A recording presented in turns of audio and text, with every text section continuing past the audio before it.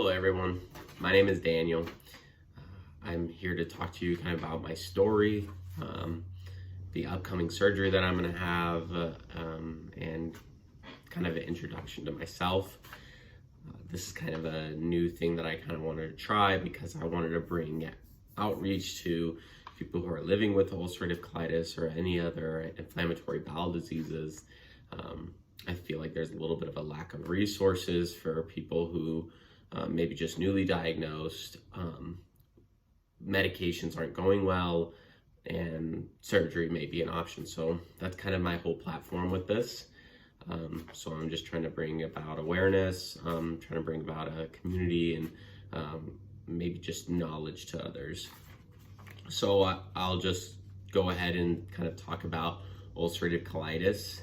Ulcerative colitis is a disease I've been living with since 2016.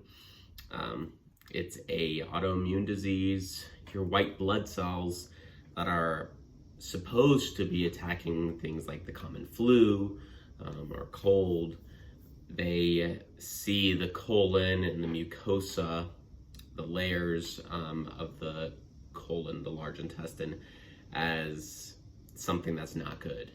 So they begin to attack it, and that creates ulcers, and the ulcers create pus, bleeding, which results in people first experiencing blood in their stool. So when they go to the bathroom, they wipe, or they see in their toilet, they see a lot of blood. People can have really bad pain, cramping. When you're going through a flare, you're just experiencing symptoms, you could probably go up to 20 times, 30 times a day. With the blood, the diarrhea, the pain, the fatigue, stuff like that. So I kind of want to go over the whole digestive system in general. So the digestive system starts out kind of in the mouth, okay? Once you eat your food, swallow it, okay, it goes down the esophagus into the stomach. Once it gets to the stomach, it'll go down into the small intestine, where the pancreas and the liver help break down the food into nutrients for the body. Once they get to the end of the small intestine, they'll enter the large intestine from the ileum. The ileum is part of the small intestine, into the cecum. The cecum is part of the large intestine. And the large intestine's role is mostly to bring in all the water from the nutrients. Sometimes vitamin B12 is one of those that gets absorbed kind of in the last part of the small intestine. And then electrolytes like sodium and potassium, and sometimes calcium,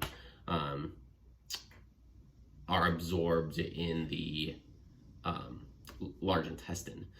So in the large intestine, the stool gets all the water taken away from it pretty much, and then it comes out, hopefully, in ideal circumstances, comes out solid.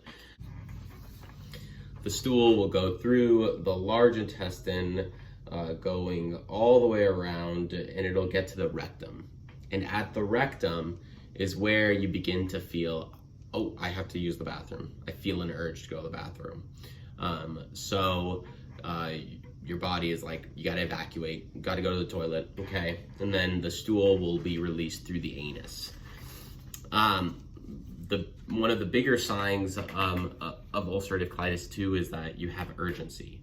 So the rectum doesn't work as properly. So the stool will get to the rectum, and then you can have incontinence. You cannot hold it, even if it's just a little amount, or if it's just blood. Your rectum is like, get this out of me right now. So because the mucosa lining in this large intestine is not absorbing all the water that it needs to, because the lining is not working right, you begin to have diarrhea because there's all this water. And then ulcerative colitis can present in a different kind of way. Not always one symptom or not presented in the same part of the colon. So you could have inflammation just at the sigmoid colon in the rectum, which is what I kind of started with. It's called proctitis. You could have left-sided colitis, so at the descending colon, and then you could have pan-ulcerative colitis, so you have ulcers all around the colon. So that was kind of the presentation that I had when I was first diagnosed with ulcerative colitis. I was first started out as proctitis. They treated it, didn't work, so it became left-sided ulcerative colitis. After that, it became pan-ulcerative colitis with complication because I wasn't responding to anything. The real life-sustaining organ in the digestive system, not the only one, but the really big one is the small intestine. So when people are faced with the decision to have surgery to remove their colon, like I am, having a colectomy, it's not the best thing, but you still have your small intestine to absorb all of the things you need.